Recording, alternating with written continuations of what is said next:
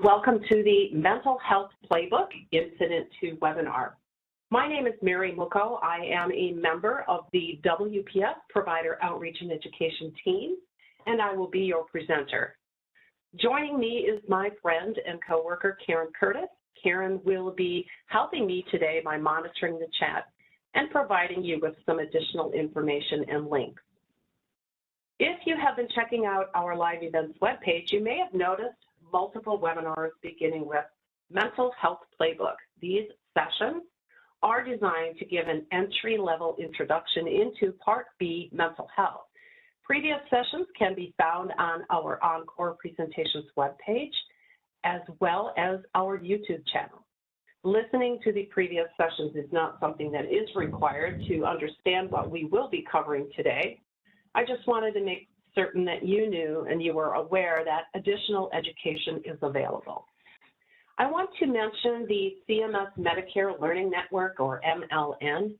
It is on the MLN webpage that you can find links to many Medicare learning resources in their internet-only manual, publication 100-09. That's the Medicare Contractor, Beneficiary, and Provider Communications Manual.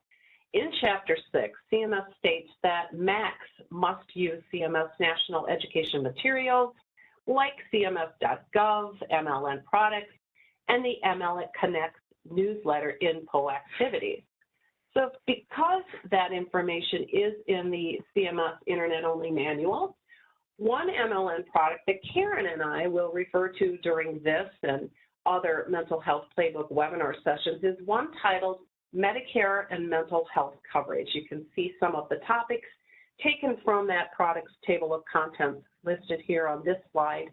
We mentioned this publication during our webinar advertisement or in our webinar advertisement, and we provided the link where you can access this booklet should you like to refer to it and follow along during these webinars.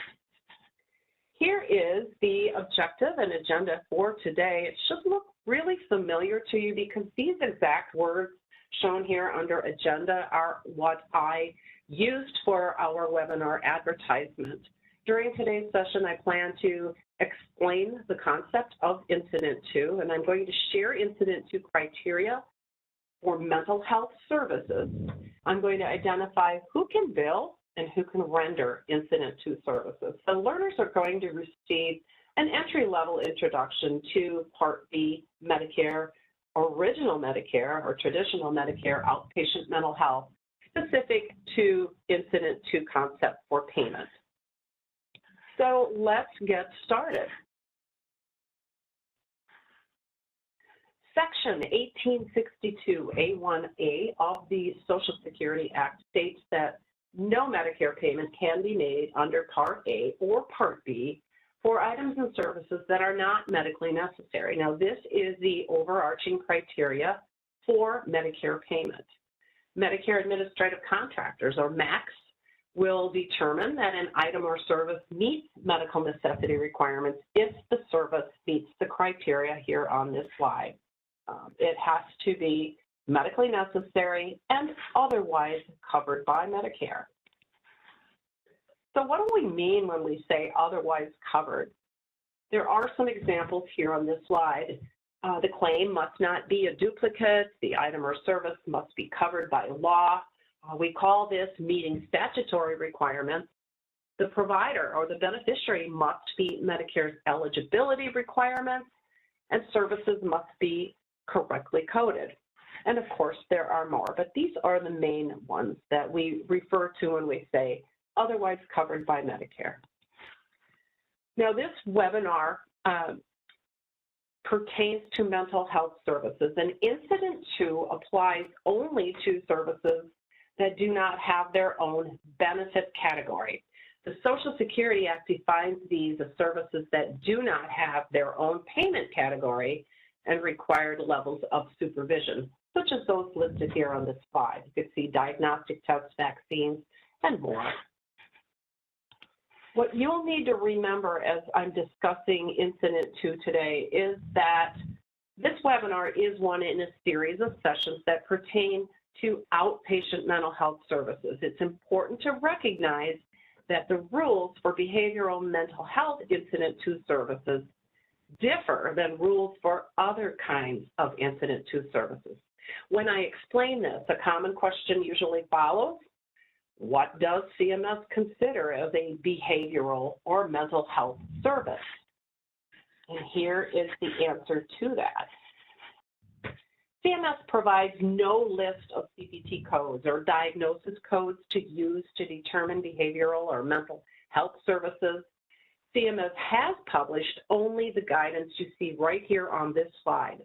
CMS determines a service to be a behavioral or mental health service when the services are for the diagnosis, evaluation, or treatment of a mental disorder, or for substance use disorder, SUD, with co-occurring mental health disorder. So the documentation in the patient's medical records would be used to substantiate this, that the services were indeed behavioral or mental health services. So what is the Medicare Incident to payment concept? Incident to is a Medicare payment concept that is often not recognized by other providers.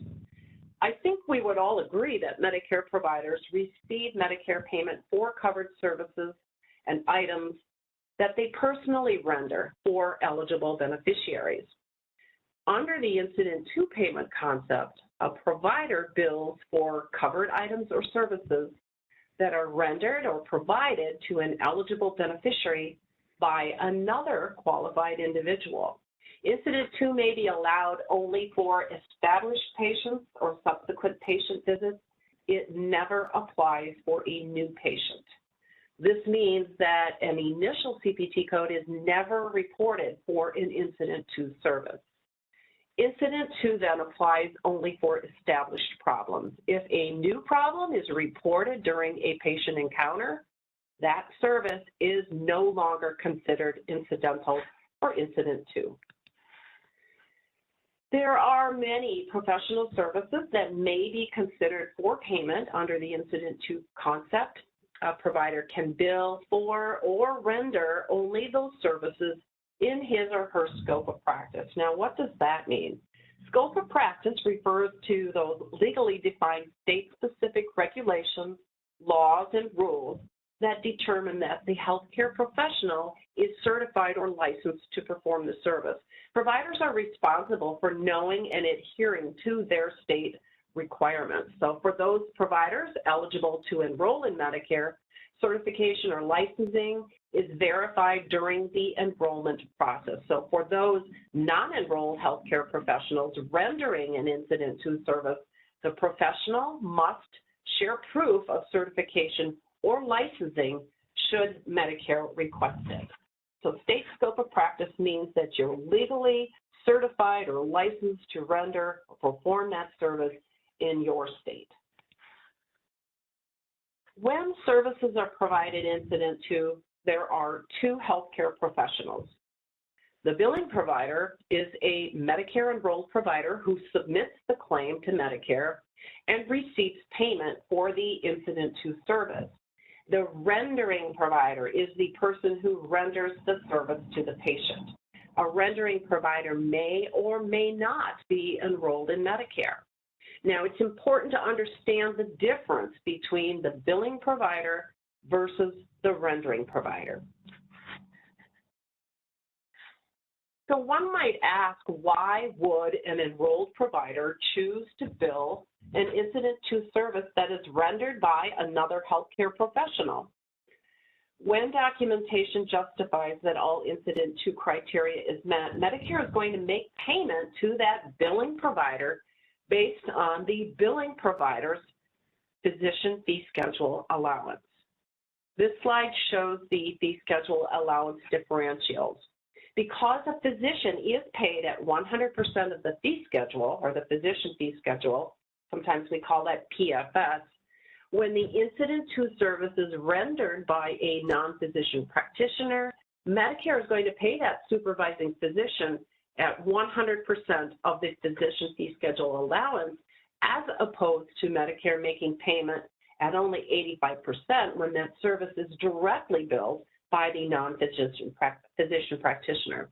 I've also included here that the payment differential for clinical social worker, marriage and family therapist, and mental health counselor is 75% of the physician fee schedule.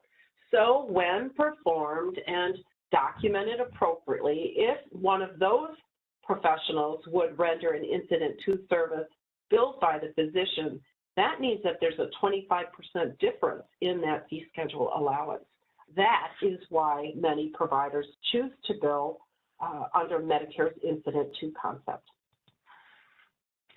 Next, I'm going to explain CMS criteria for payment under Medicare's incident to payment. This slide lists the 5 key CMS criteria for payment, and later I'm going to discuss each one of these, but I wanted to place them all in one easy to come back to spot should you refer to this slide later after this presentation. The service must be a professional service. The service must be rendered in a non-institutional setting. There must be an employment relationship between the billing provider and the rendering provider, and I talked about the difference between those two just a couple of minutes ago. The services must be incidental, hence the name, incident to. Finally, the service must be rendered under the supervision of the billing provider. Let's break each one of these down. Let's take a look at the first of the key criteria. I'll follow with the remaining 4. The service must be a professional service. This slide shows some examples of professional services that may be considered for payment under the incident to payment concept. Evaluation and management services is listed first. For these, the non-physician practitioner would report the level of E&M based on their documentation. Ancillary staff can code E&M services, but only to the 99211 level of service, and the services, of course, would need to be appropriately documented. Other services that may be rendered incident to include chronic care management and transitional care management. You're going to need to be certain that the documentation justifies the incidental service and that the rendering individual is performing only those services under his or her state scope of practice. Other examples of professional services that may be rendered under incident to is the administration of an injection, including drugs. Payment for a minor surgical procedure can also be considered as incident to, as long as the healthcare professional is rendering a service under his or her state scope of practice.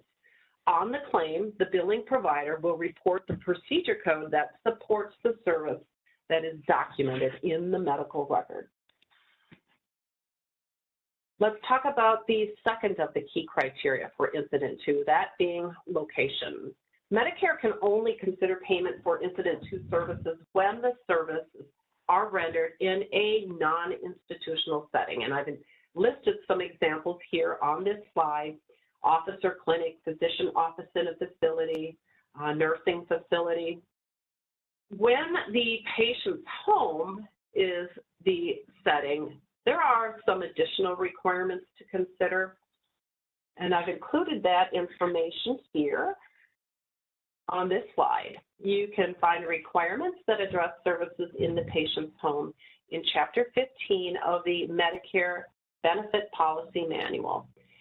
Here you will find some information about nurses or other paramedical personnel who provide services under general supervision. This practice has become the accepted method to deliver services in medically underserved areas and other places of service as well. One thing to keep in mind, though, while Medicare will consider payment for those services rendered by healthcare professionals in the patient's home, it's important to remember to consider the safety of the patient. The decision to render an incident to service is based on that billing provider's clinical judgment. One example of this would be a nurse rendering the administration of a drug in the patient's home. That billing provider, who's not physically present, should consider the safety of the patient when determining if this should be done, since he or she is not always physically present during that home visit. Why? Because the patient may have a reaction. This is just one example of something to keep in mind. Consider the safety of that patient. Earlier, I mentioned that Incident to services cannot be rendered in an institutional setting, and CMS does define an institutional setting as in or outpatient hospital or skilled nursing facility, or SNF. A nursing home is not considered an institutional setting, but a skilled nursing facility is. Let's look at the third of the 5 key criteria for Incident to, and that is employment status. The rendering provider or individual must have an employment relationship with that provider who is billing the Incident to service. The rendering provider or individual can be a W-2 employee. In this case, there is direct employment, and the billing provider provides a W-2 form to the rendering provider or individual at the end of the year. And in such a case, the provider would pay the employment taxes. The rendering provider or individual may be a leased employee. In this case, the leasing company is responsible for the activities of employment, and the billing provider reimburses the leasing company based on their contract. The lease may be for a certain number of hours, or it could be for specific days of the week, just to provide some examples of a leased employee. Let's take a look at more relationships, employment relationships. The rendering provider may also be contracted to the billing provider. The stipulations for work are based on the contract. The rendering individual, in this case, takes care of their own taxes, insurance, etc. The final employment relationship could be where both the billing provider and the rendering provider or individual are both employed by the same group or same entity. So an employment relationship must exist. Next is incidental services. It is the billing provider who decides the patient's diagnosis. This is the 4th key criteria. The services must be incidental. So the billing provider must decide the patient's diagnosis. The medical decision-making is documented in that patient's medical record.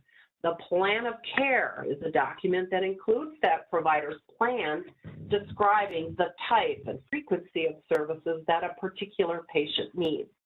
In order for Medicare to consider payment under the incident to payment concept, the rendering provider or individual service must be part of or included in that billing provider's plan of care. Any deviation or change in the plan means that the service is no longer incidental. Now, there should be evidence in the billing provider's documentation to show that he or she is actively participating in the patient's care. It is that billing provider who is managing the care of the patient. He manages or she manages the patient's diagnosis, not the individual rendering the service. There must also be documentation to show this. Incident to is not a transfer of care of the patient. The billing provider must remain actively involved in the care of the patient. Now, some of the pre-submitted questions I got, and a question that I hear often as well, how often does the billing provider need to see the patient? CMS has not published any particular frequency, but there, if documentation is requested, would need to be documentation in that patient's medical record that shows that that billing provider remains active in the management of the patient. How you choose to document that is really up to you, but there would need to be some documentation or evidence that he or she is managing that patient's diagnosis.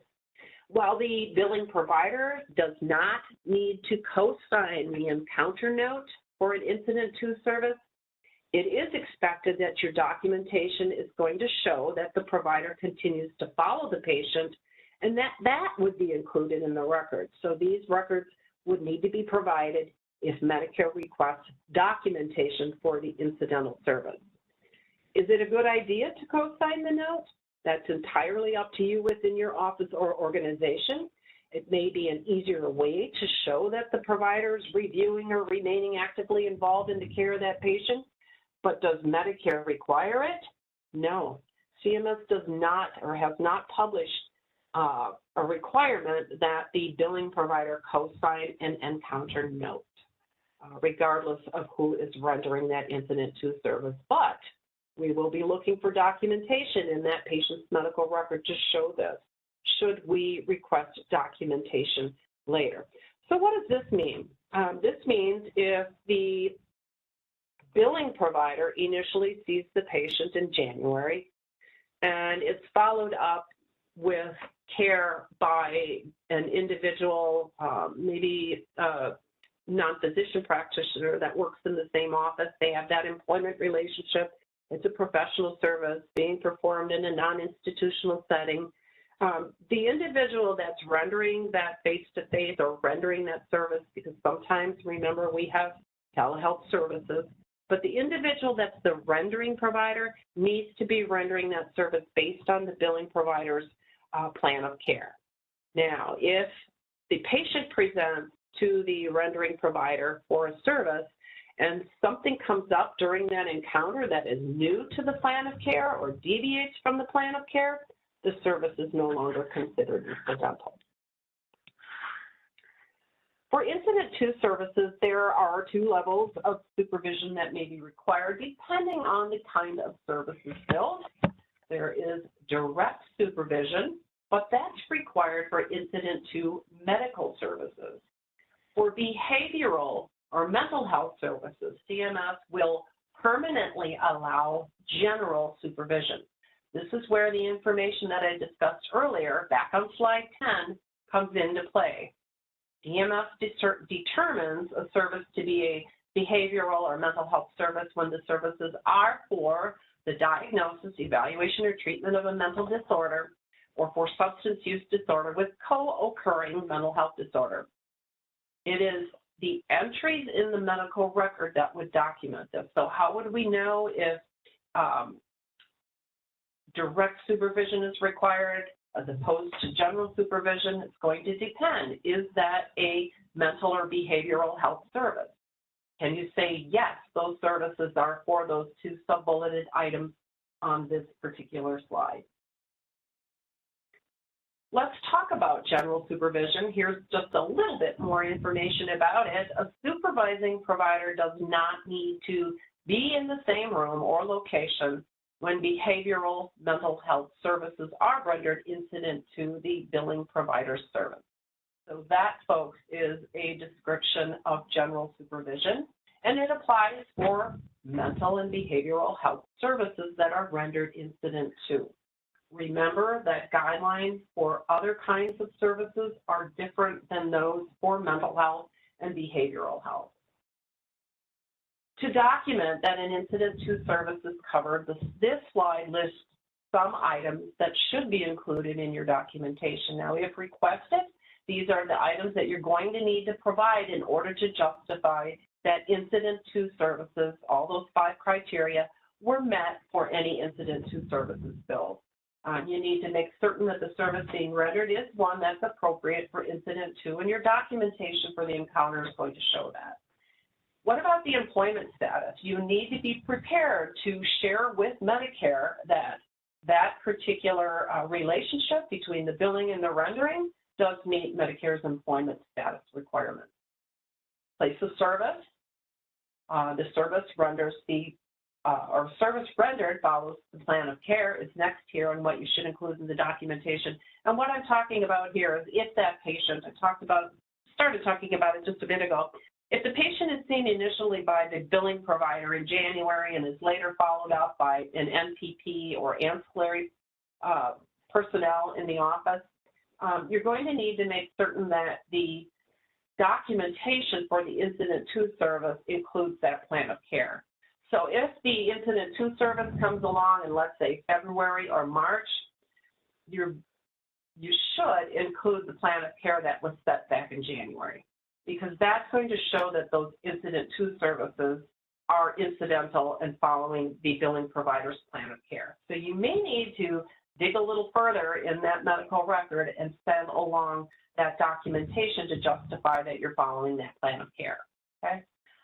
Also, evidence for supervision. Now, sometimes this could be a schedule within an office or organization that shows who was covering on which day, but there would need to be some evidence showing that supervision was met and that that provider that's billing for that incident to service is remaining actively involved in the management of that patient. Here's a little bit more information, and this is specific to signatures, and I touched upon this earlier, but it is important because we receive many questions about that signature. While any person rendering a service that is submitted to Medicare must document what he or she did and sign the medical record, CMS has not published that the billing or supervising provider must co-sign that entry in the medical record. WPS requires that the rendering provider sign the record, and we recommend that the billing or supervising provider consider co-signing the entry. This would really be a best practice, but it's not required. Co-signing the record is a best practice and may be helpful should we request documentation to justify that incident to service. So, for example, it can help identify the supervising provider, and it can also help substantiate that the billing provider is remaining actively involved in the management and care of the patient. Next, who can bill and who can render an incident to service? Now, these are some very commonly asked questions, and I have to say a lot of the questions that we received that were pre-submitted at the time of registration have to do with this: who can bill and who can render. This slide lists only the 7 Medicare enrolled provider types who can bill for incident to services. Remember, billing does not mean the same as rendering. Notice that a Medicare enrolled clinical social worker, Medicare marriage and family therapist, and mental health counsel are not listed on this slide. While Medicare can reimburse these enrolled providers directly for services that they personally performed, and that's based on the state scope of practice, these 3 provider types cannot bill for an incident to service. Now, I said bill, I didn't say render. Okay, we're talking about billing providers. Who are the enrolled providers that Medicare can send payment to when they submit a claim to Medicare for an incident to service that is rendered by another individual? Only these 7 provider types can be that billing or supervising provider. Okay. These providers would need to be enrolled with Medicare because they are receiving that payment for their service or the incident to service. Now, who can render an incident to service? The answer to that question is that Medicare will allow any individual acting within their state scope of practice to render a behavioral mental health incident to service. If you are certified or licensed within your state to render that service, Medicare will allow you to render that service, provided that all incident to criteria is met. Okay? Rendering healthcare professionals do not need to be enrolled in Medicare Part B in order to render a Medicare payable incident to service. You don't have to be enrolled to be the rendering, but you need to be enrolled to be the billing. Something to keep in mind here. If incident to payment criteria is not documented or not met, Medicare cannot make payment directly to the individual rendering the service if they are not enrolled in Medicare. What does this mean? This means, for example, if during a patient encounter the patient voices a new complaint or symptom,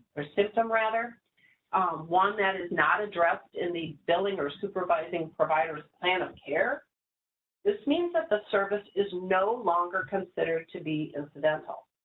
A non-Medicare enrolled provider wouldn't be able to bill for the service in that case. A Medicare enrolled provider could bill Medicare directly to receive payment for that service. That is no longer incidental. But in that case, Medicare would make direct payment to the provider at his or her Medicare physician fee schedule allowance. Okay, so let's talk this through. Patient is seen based on the plan of care by the billing provider. Let's say that the rendering provider is a clinical social worker, a marriage and family therapist, or a mental health counselor. Okay, they're rendering because they can't bill. They can bill directly for the services they personally perform, but they can't bill for a service that's being rendered incidental or incident to. So let's say patient comes in, the CSW, the MFT, or the MHC is rendering the service, but the patient has a new complaint. That complaint is not one that is a part of the billing provider's plan of care. That means that service is no longer incidental, okay? That means that the MFT or the MHC or the CSW, if enrolled in Medicare, they could bill directly for the services they personally provided, but the amount that Medicare is going to pay is not going to be made based on 100% of the physician fee schedule. It's going to be cut back to that physician fee schedule payment allowance for the CSW or the MFT or the MHC.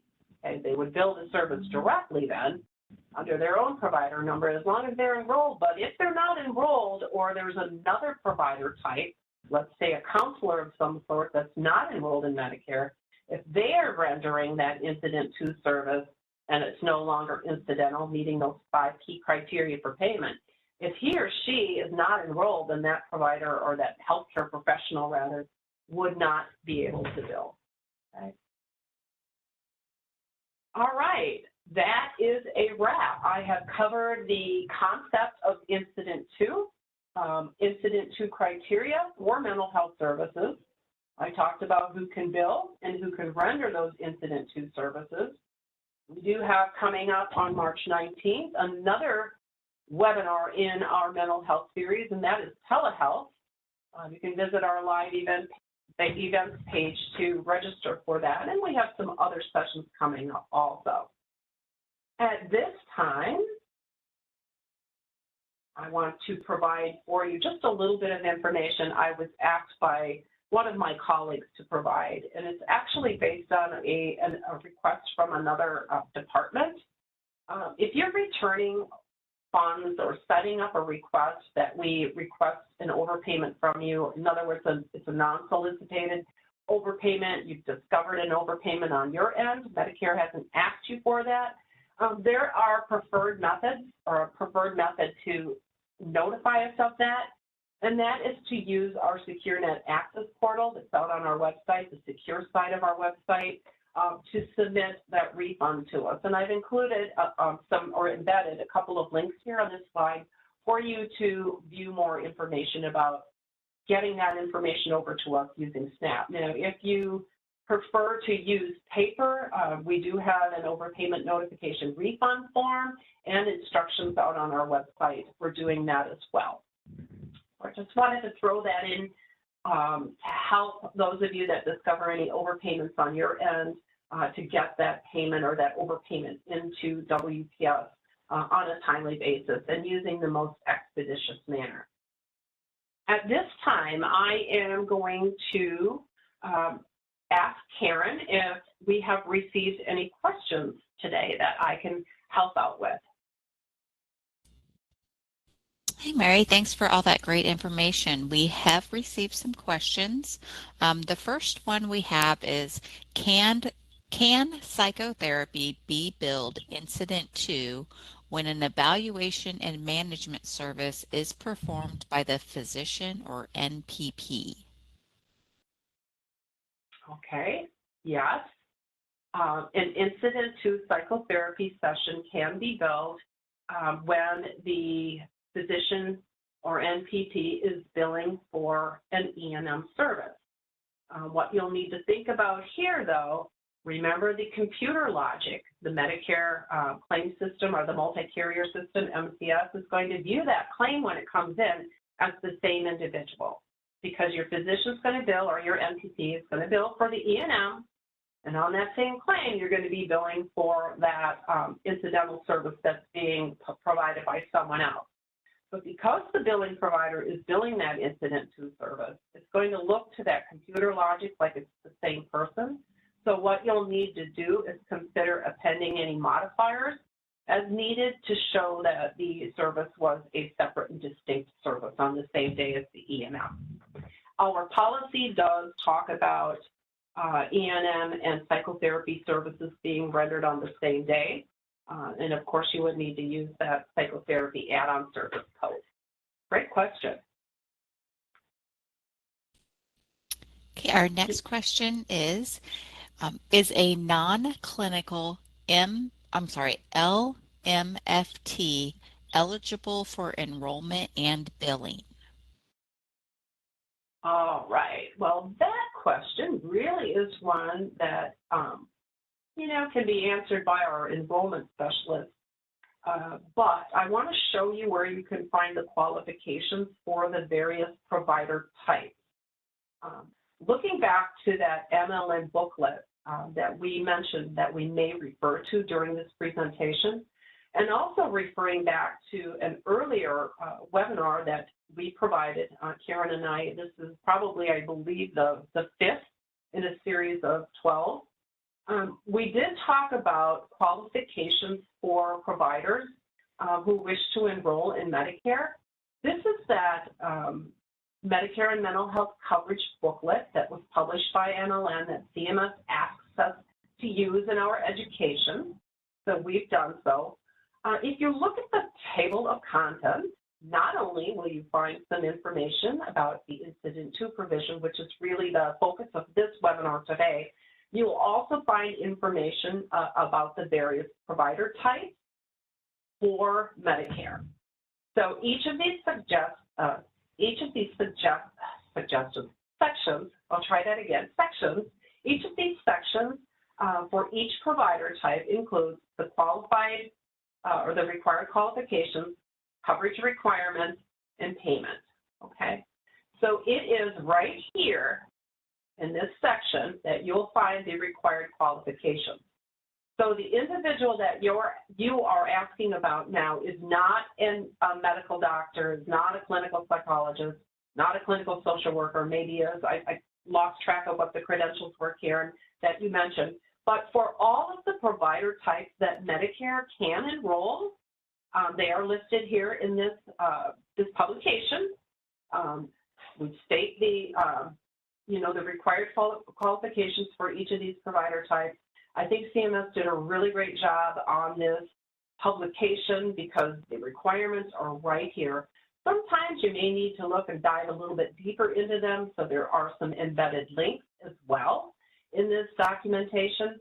And if you have any questions, because Karen and I work in provider outreach and education, this is really kind of an entry-level webinar today. My best recommendation for you to see if the individual that you're talking about and with your individual's credentials, their certification, their licensure, that state scope of practice, if they're eligible to enroll, that would be something that our provider enrollment specialists would be spot on and help you in a heartbeat with.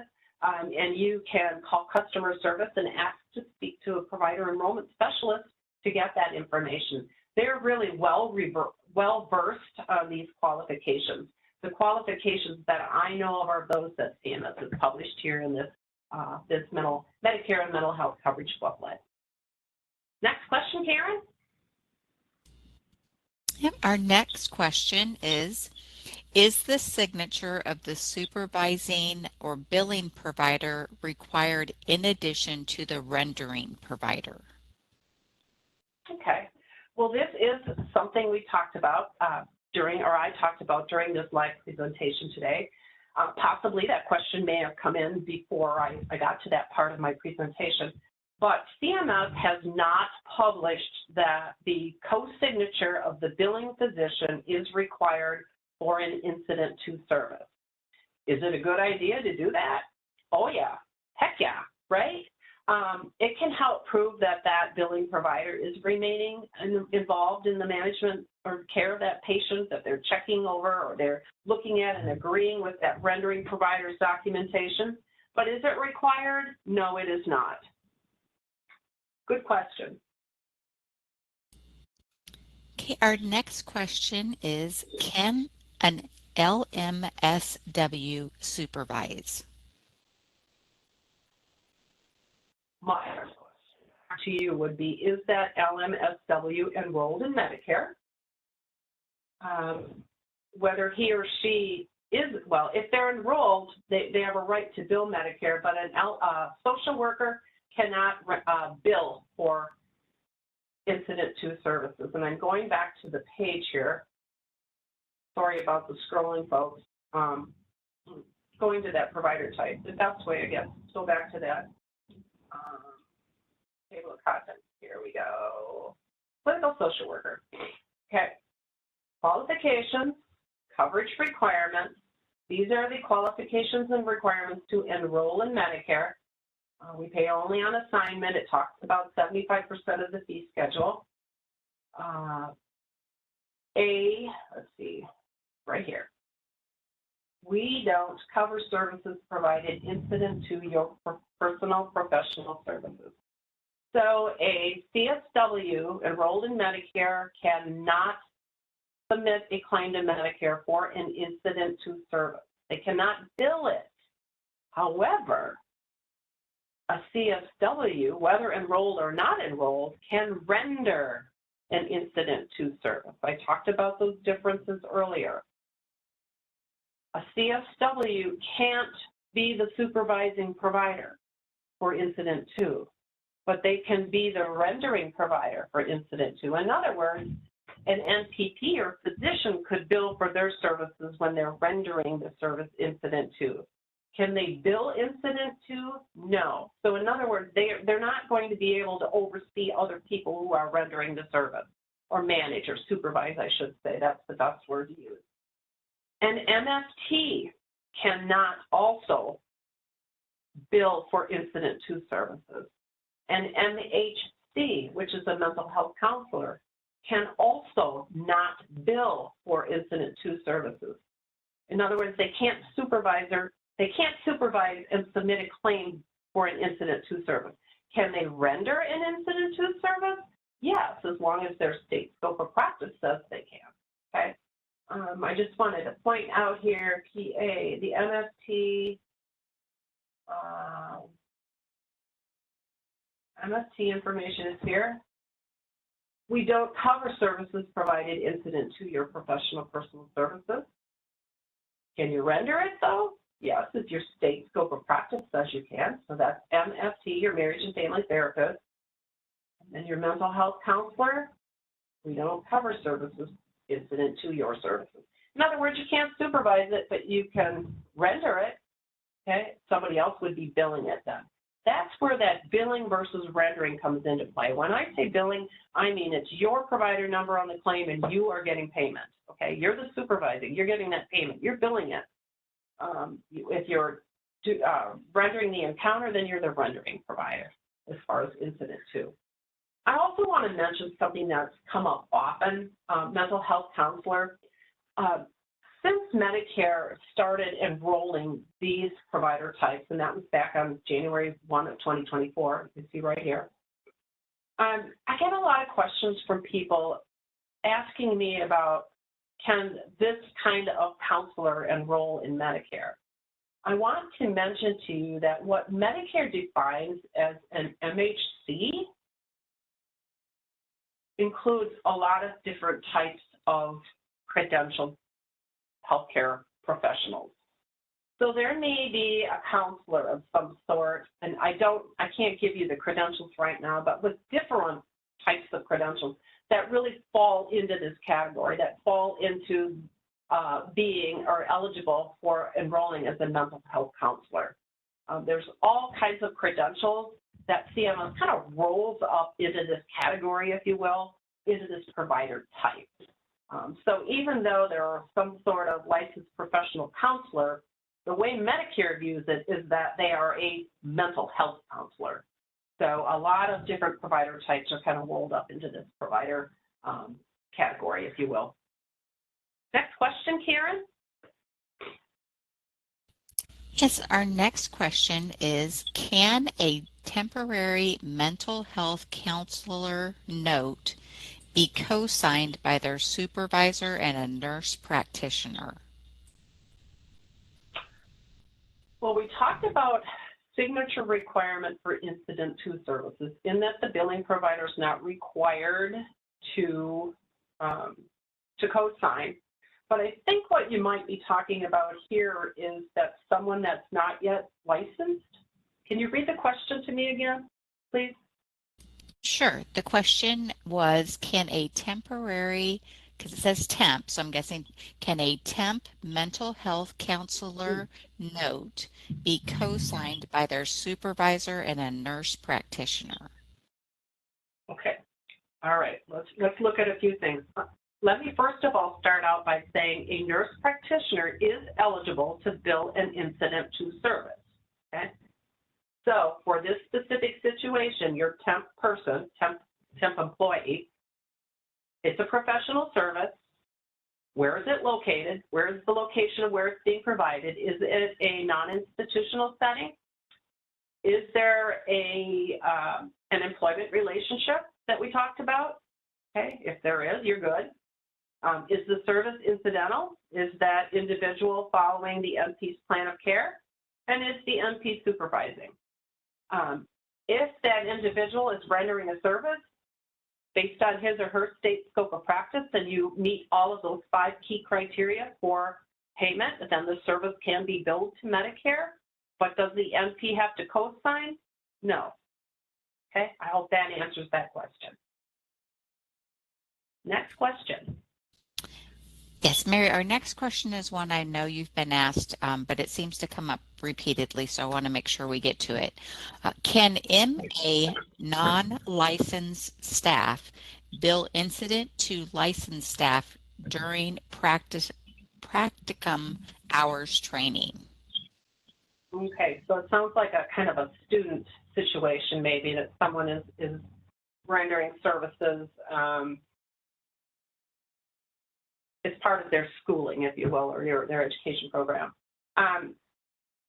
Medicare requires that you render services within your state scope of practice. If you are not yet certified or licensed to do that service, then you would not be able to render a service and receive payment for it under the Medicare program. Okay, so back to state scope of practice. Has your state licensed you or certified you to render that service? That's the key question there. Okay, great question. And we have another one that I feel is kind of related to that. Can we use incident to billing for a provider whose network enrollment has not been fully executed but has been submitted? This is going back to the same thing, Karen. You're absolutely right. If you're simply just not enrolled yet as part of the network, you need to ask yourself if you meet those 5 key criteria for payment, and is that service that's being rendered by that individual one that his state says or her state says he is eligible to render and perform. Okay. For this one, it sounds like maybe that employment relationship might be something that may keep you from billing, because that in-network provider contract may not yet be set. It sounds like we're working on that. So, again, back to those 5 key criteria. Make certain you're meeting all 5 key criteria. Make certain that individual is licensed or certified in their state to render a service. And, back to the teaching situations too. Medicare doesn't generally pay for the services of the student. We pay the teaching physician. So I don't know if that's a teaching physician situation.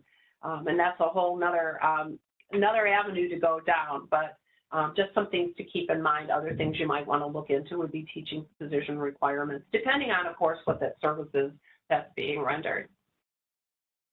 Got time for a couple more questions, Karen? Sure.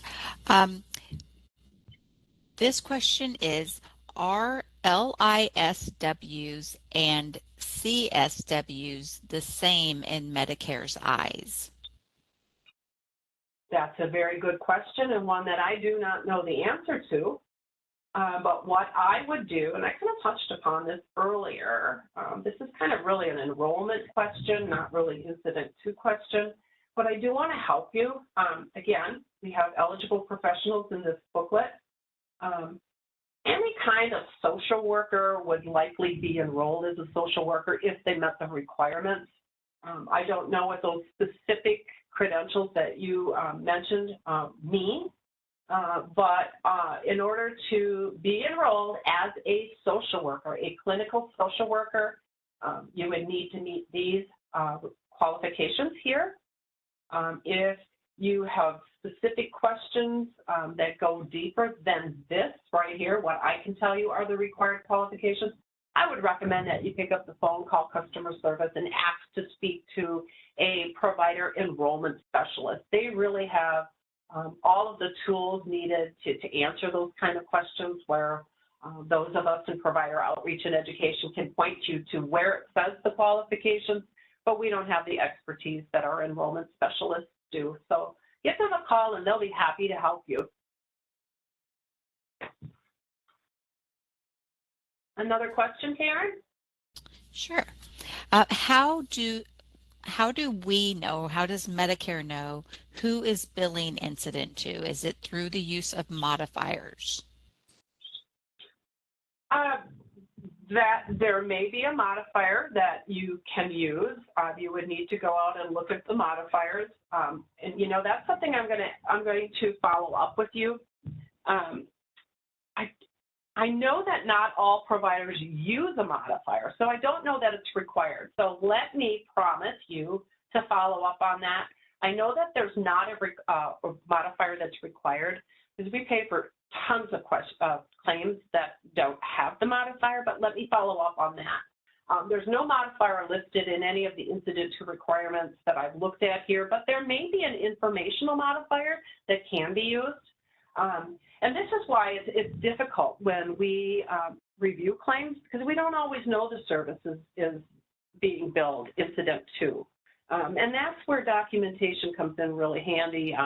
If there is some sort of note, so-and-so is supervising the the rendering, or this is an incidental, it's not required information, but there needs to be evidence that is being met. So if you're asked for documentation, of course, you're going to want to submit all of that evidence that I talked about earlier. But let me follow up on that specific one for modifier. I know it's not required, but is there one? I'm not certain of that, and I do need to look into that for you. But I will send an email out to all of you participating today to let you know.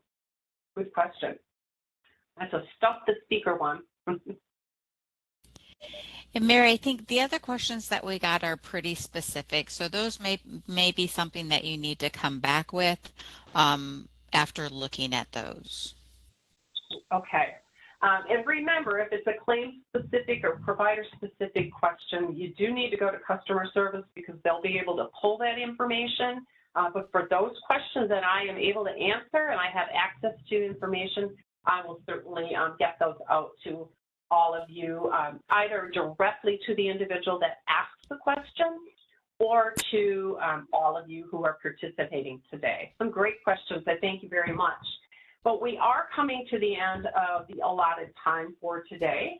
I do appreciate your participation and asking those questions. And thanks to all of you who submitted those pre-submitted questions, so I could kind of roll that into the speaking points that I prepared for today.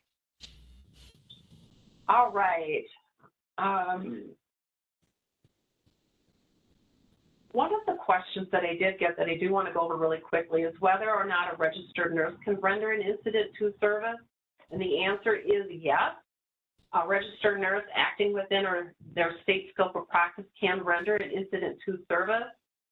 Some examples would be that low-level E&M. Remember, an RN can bill no higher than the 99211 or the administration of the drug. Okay. So when submitting a claim for E&M services that are rendered by an RN, remember that the only code that can be submitted is the 99211. Okay, so back to the PowerPoint presentation here. I do want to talk a little bit about our survey. If you've ever been to any of our education events, you know how important it is. That's why we talk about this at every single event. When you disconnect from the webinar today, you will be redirected to a CMS survey. If you've not already taken it or completed it, please do so at that time. I'm having Karen add a link into the chat. I really hope that you will take a moment to provide feedback on how I did today. If you're watching this video as an encore, you will see a pop-up at the end of the webinar with a picture that says survey. That redirect looks like what you see here on the right. We don't have any control over how this appears, and we want you to know that it isn't spam or anything malicious. In our encore videos, the survey links will appear at the bottom picture titled Online Survey. The feedback we receive does lead to changes.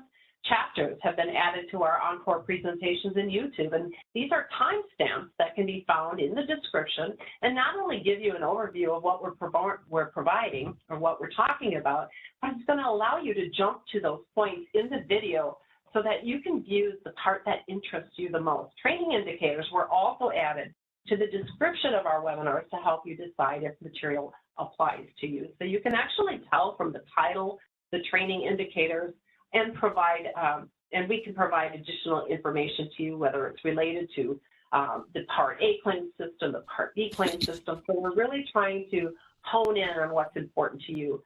As you can see, or as you can tell by what I'm talking about, and I get kind of passionate talking about that feedback that we need, your opinion really does matter.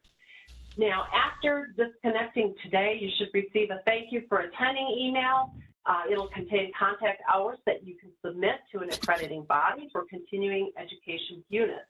If you joined only by phone, WebEx is not able to generate this email, so you're going to need to contact us. In that case, Karen's going to add a link to the education mailbox, and you'll need to send an email to that education mailbox and provide for us the name of this event and what you need, or that you're seeking, rather, that certificate of achievement, so that you could submit it for accrediting to an accrediting body for continuing education units. Now, if you think of any questions, that can be emailed to me for up to 7 days following today's event. You know, if you didn't get your question into the chat, or we didn't get to it because time ran out, you can send that question for up to 7 days. The information in the notes section of the presentation materials will tell you how to do that. And this brings us then to the end of today's presentation. On behalf of myself, Karen, and all of Provider Outreach and Education, I do want to thank you for being here today, and I hope that you will join us for future events. You may now disconnect. Thanks, everyone. Have a great day.